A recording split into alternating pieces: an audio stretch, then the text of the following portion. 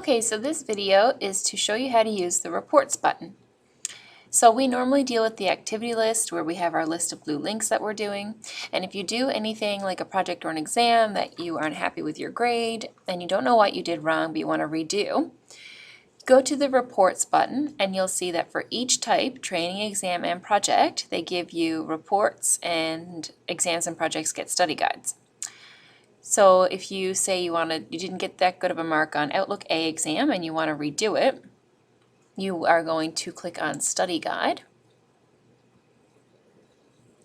And the study guide will load each one that you did. Here's your score up here, and here's the task ID numbers showing you each one that you did, if you got them correct and if you got them incorrect.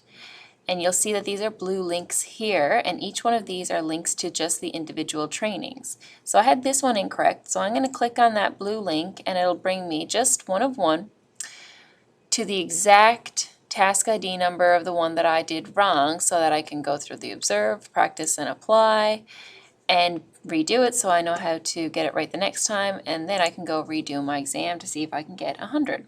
So that's the exam study guide if you want to redo exams. And projects you get 3 submission attempts for. So we're going to click on the report for the project. Okay, so I obviously didn't do anything for this one, so everything came up as wrong. It'll come up as a little green check mark if you get it done right, and red if it is done wrong. So each one of these are the steps that you had to follow when you were doing your project, and they'll tell you exactly what you did wrong. And if you scroll all the way down, it'll show your project that you submitted, and in the margins over here it will show you what you did wrong and what you need to fix. So it's pretty straightforward. So what I would do now is I would open up my original that I had submitted, and I would look at this report and see what I did wrong and make edits to my original project.